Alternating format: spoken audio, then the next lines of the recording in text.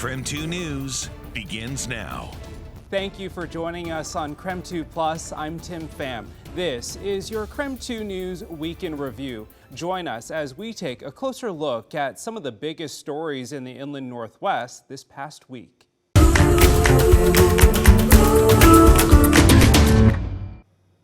That vote went in favor of the mayor's appointment, who will take over the position after former Spokane Police Chief Craig Meidel resigned last year.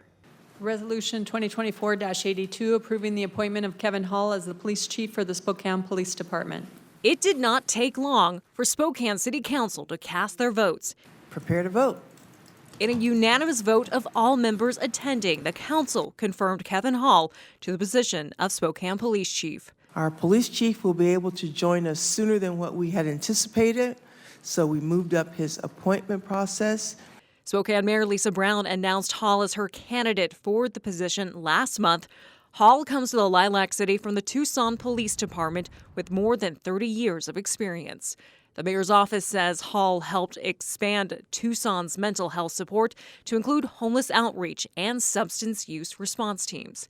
He also pushed to add behavioral health clinicians to the city's 911 call center.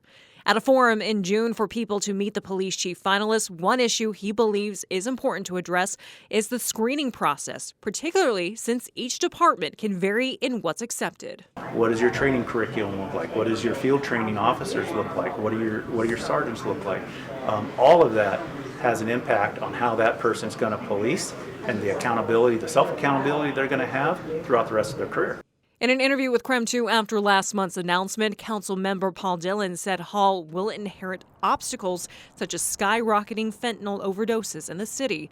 He echoed those thoughts during Monday night's meeting. We know all too well that the challenges to public safety in the city are immense. The new police chief set to start August 26. Jonathan Bingle was not at Monday night's meeting. The council also passed the final reading of the Climate Resilience and Sustainability Board. In the studio, Cody Proctor, KREM 2 News. As Medical Lake homeowners work to rebuild their lives, dozens of them are working to hold Inland Power and Light responsible for the Gray Fire. A trial has been set for September 8th. Several lawsuits have consolidated into one action against the power company. Attorneys say a DNR investigation confirmed what they already believed. A malfunctioning light owned by Inland Power sparked the August 18th fire. Just this month, IPL responded to the allegations, denying it was negligent or the cause of the Gray Fire. Instead, IPL says landowners were at least partially negligent and may have contributed to the fire spread. Inland Power's attorneys write landowners have a duty to use defensive measures and protections like creating defensible space. They say failure to do so may be contributory negligence and may be the cause of alleged damages. The company says the fire was an unavoidable accident or act of God, meaning it's not responsible for damages. The next hearing in the case is set for August 29th for a pretrial conference. Shannon Mowdy, KREM 2 News.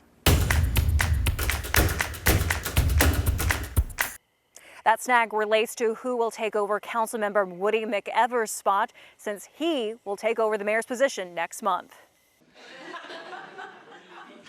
The meeting started with smiles, but became tense when Mayor Jim Hammond named his nomination, former Coeur d'Alene Fire Chief Kenny Gabriel, to take over for Councilmember Woody McEver's seat. 3 council members, Dan English, Dan Gookin, and Christy Wood, disagreed with the process since it involves filling a council seat that isn't vacant just yet. You know, I've been an elected official for 24 years straight, and what I've learned is the public likes to be involved, especially when it's an elected position. A council vote on the nomination came down to a tie. The nomination ultimately failed after Mayor Hammond abstained from being the tiebreaker, saying he doesn't want strife. It's too important of an issue. So the concerns need to be worked out between the new mayor and the council. With no nominee, the city's attorney says it'll be up to the new mayor to make a nomination if he wants to. He can do that at the next city council meeting in early September. As for Mayor Hammond, the end of this meeting brought more smiles and one final pound of the gavel. I'm very appreciative to this community because it is an honor to serve as their mayor. Did you see the plaque that they gave me? Mayor Hammond's last day is at the end of the month on August 31st. In Coeur d'Alene, Cody Proctor, KREM 2 News.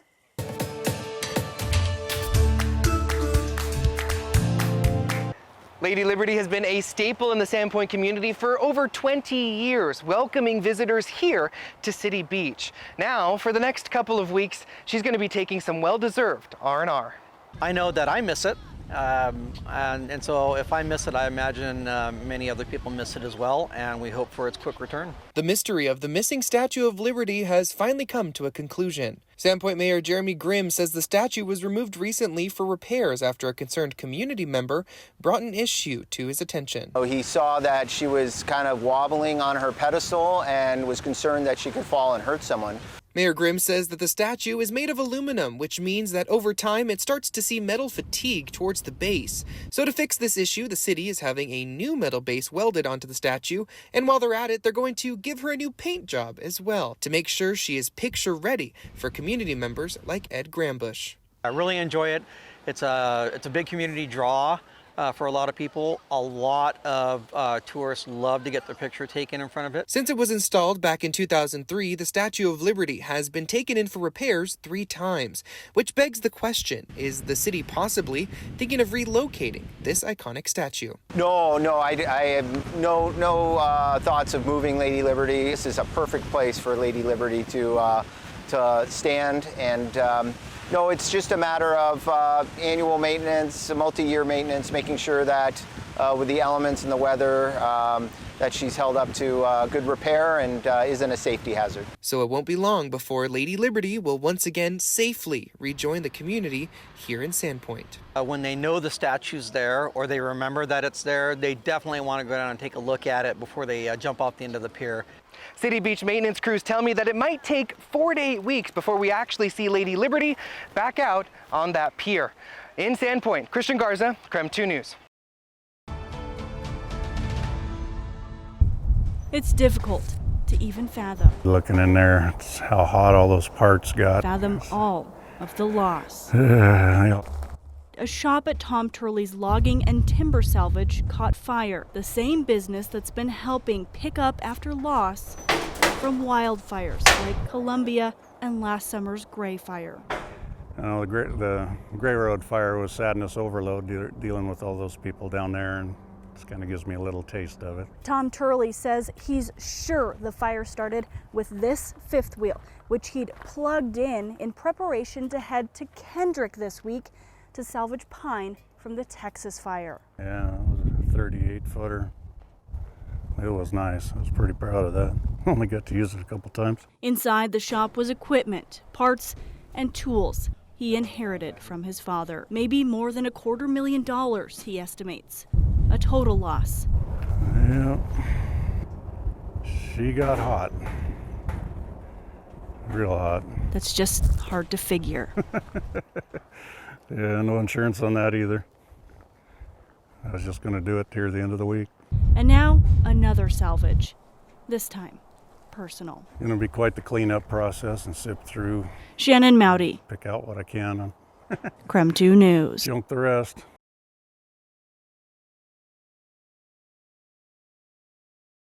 This garden and memorial was created by and for vandals and the entire Moscow community. Wednesday night, they all came together to dedicate and open it. It's about coming together in moments of grief and reflection to share the burden of sorrow that we all experience. While the Vandal Memorial grew out of the tragedy of November 2022, the murders of 4 students, it's now a place to remember any vandal who has passed, built by Vandal students. Did so for no pay. They did not earn credit this summer for this project. The community raised more than $285,000 to see this idea come to life, a process that Drew Giacomazzi, friend and fraternity brother of Ethan Chapin, knew he had to be a part of. He was just so welcoming and including of everybody that, I mean, there's very few people like him. Giacomazzi joined the garden planning committee with his friend's inclusive spirit in mind to create a place that's open to all. The Healing Garden is not an exclusive place. The feedback also didn't want to be exclusive to just the committee. We wanted everybody to have a say and the elements so it can be a community space. Also involved in that planning, the families of Ethan, Xana, Maddie, and Kaylee. And I understand that there's certain flowers out here that have colors that represent the people that this was built for. Visitors are invited to leave a message for a lost loved one or just sit and reflect. Something Now Idaho grad Giacomatzi says he plans to do as often as he can. And every single time I'm going to come back to campus, I will definitely walk through. Shannon Mowdy. Just kind of remember. KREM 2 News.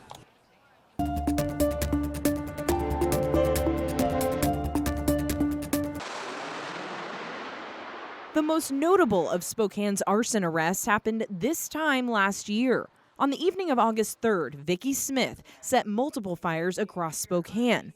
Initially, a brush fire in the West Hills neighborhood prompted immediate evacuations. Police arrested Smith a week later, setting her bond at $75,000. Investigators say she admitted to starting 8 total fires in the same day, including 5 in the Dishman Hills natural area. She said her message was about money spent on homelessness and no one being housed. A month later, Smith pleaded guilty to first and second-degree arson, landing a sentence of nearly 5 years in prison. In June this year, Spokane police arrested Chad Horn for allegedly setting several fires downtown. Court documents say detectives later connected Horn to another fire in May at a dog grooming shop in North Spokane. Court documents say his mental capacity is being evaluated. His bond was previously set to $50,000. At the end of July, police began investigating a string of fires set on Spokane's South Hill, including one that destroyed Squeaky's Car Wash on Regal Street. Police arrested a 13-year-old and charged him with arson. They believe he matches the description of the suspect who allegedly started the car wash fire. Juvenile cases don't typically set bond amounts, but court documents say he was held in detention starting on July 26th, and a scheduling order filed on August 6th says he is no longer in custody. His current trial date is set in September. For close to 3 months, the teachers union and the school district have been negotiating, trying to come up with a mutual agreement for the next several school years. However, the two groups are not quite seeing eye to eye in terms of increasing future salaries. Now, the Cheney Education Association says the increase is important because it will not only attract new employees to the district, but it will also retain the ones that they have. Cheney Superintendent Ben Fernie has publicly released updates on the ongoing negotiations, saying he wants to be transparent about the process. Fernie says the union asked the district for a 19.5% increase to salaries over a 2-year period. The Cheney School District says it countered with an 18% increase over 3 years.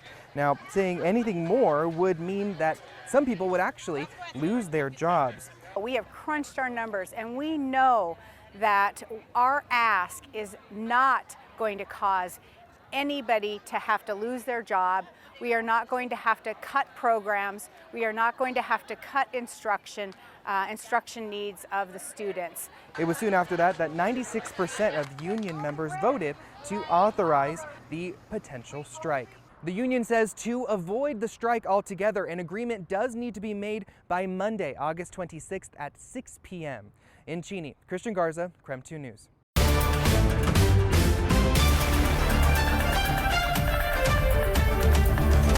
Well, Spokane County just finished counting and certified its election Tuesday, but starting Monday morning, a handful of employees will come back to the elections office to count by hand thousands of ballots in this tight race. Days after its primary election was certified, Spokane County's counting room is quiet, empty, but not for long. So we'll end up recounting just under 145 1,000 ballots, which is a lot of ballots. Auditor Vicki Dalton says as they finished the tallies this week, employees were anticipating it wasn't a wrap on the primary. Yeah, they were already aware that they would be coming back in all likelihood to perform a manual recount. A mandatory manual recount is triggered, according to the Secretary of State, when candidates are separated by less than 1,000 votes and less than 0.25% of the total votes cast. It's been 20 years since that's happened in a statewide election, when there were 2 recounts and a lawsuit before Christine Gregoire was declared governor. And it's been about 60 years since a statewide recount in a primary election, though recounts are less unusual. Since 2001, for Dalton's crew, Spokane County has done 29 recounts. Most of them have been hand or manual recounts. So we are very skilled at this. We are very accustomed to it. 12 teams of 2 will fill these seats next week, with observers from the campaigns or political parties also standing tableside as the count happens. I know it sounds easy to count. You just grab a piece of paper and you go 1, 2, 3, 4. That's not how it works. Counting, especially this kind of tedious work that's going to go on for hours and days, is very, very difficult. A painstaking process that'll likely take 4 days. And Dalton says actually very few recounts result in changes in the numbers. Shannon Mowdy, KREM 2 News.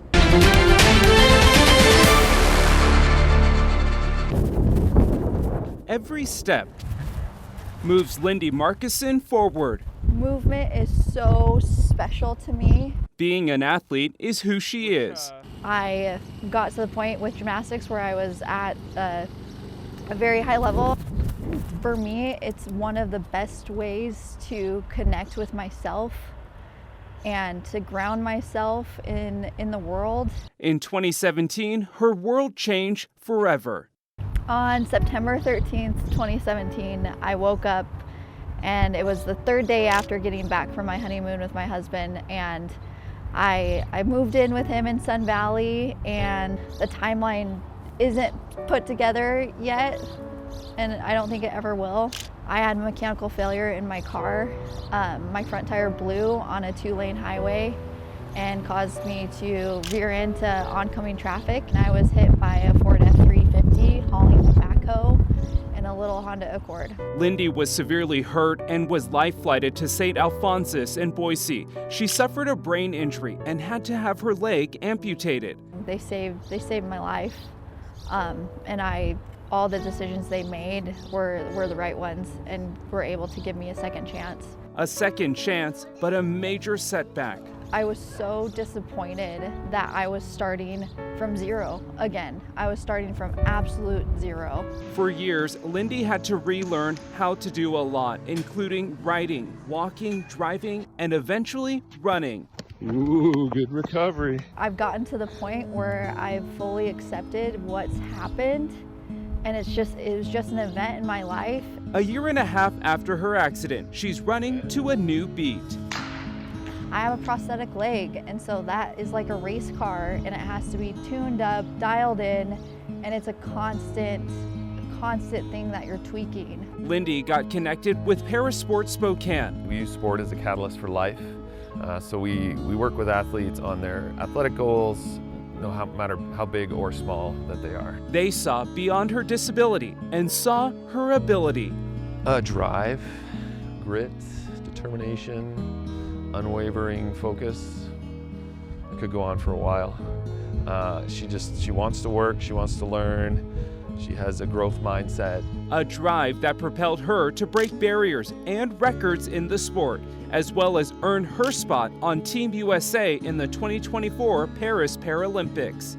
I don't think you can put it into words what an honor it is to represent Spokane, to represent Parasport Spokane, and then to represent USA at a Paralympic Games. That it's just incredible. Some may let an accident define who they are. Not for Lindy. She's charting her own path, one step at a time. I just thought my world was over as an athlete, and the title athlete is so important to me and means so much to me as an individual, and for them to be there to just guide me through reclaiming that identity in a new way is just like, it's so special. In less than a week, thousands of athletes will once again descend on Paris, but this time for the 2024 Paralympic Games. KREM 2's Channing Curtis hit the track with a local Paralympian and recent high school grad, Lauren Fields, as she prepares for the biggest race of her life. I think a lot of people expect, like, you have, like, how you push in a day chair. How you push in this chair is completely different. It takes years of hard work just to learn the basics. I still don't quite have the hang of it, but I'm getting better. And even more to master the sport. You get most of your power at the bottom of the hand rim. So if I can drive and attack here, and then maximize this range of the hand rim, then I go faster. Faster than just about anyone else on the planet. My entire family does track, all of us.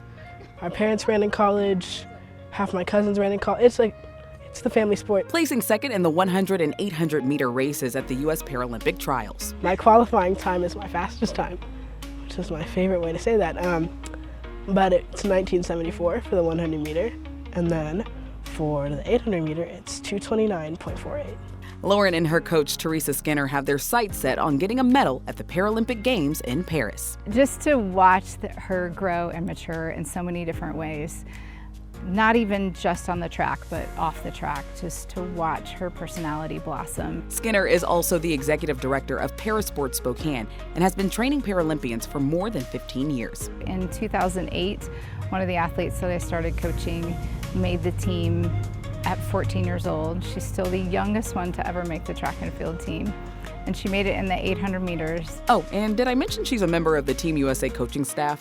For me, to be a part of someone's journey, especially as a rookie, making the games and being able to represent the U.S., to be, really, I mean, obviously a coaching staff, but to almost be a fly on the wall and get to watch and witness all that joy and all that excitement and all of that awe that is so much a part of the Olympics and Paralympics, I think is such a ridiculous blessing to have that as part of my experience too. As they head into the final stretch of preparations for race day, Lauren and Teresa have some words of encouragement for all of the aspiring athletes out there. There's an athlete in all of us, and it doesn't have to be on this massive competitive stage, but there's an athlete in every single one of us. I used to think that it wasn't possible for me to go in a straight line or do a 400-meter lap. In Spokane. So don't give up. Even if it feels like it's way too hard for you, it's not. Channing Curtis, KREM 2 News. Thank you for joining us here on KREM 2 Plus for a look at some of the biggest news stories of the past week. For the most current news throughout the weekend, you can watch our latest newscast right here on KREM 2 Plus. Just look for them in the bottom navigation menu. I'm Tim Pham. Thanks for watching.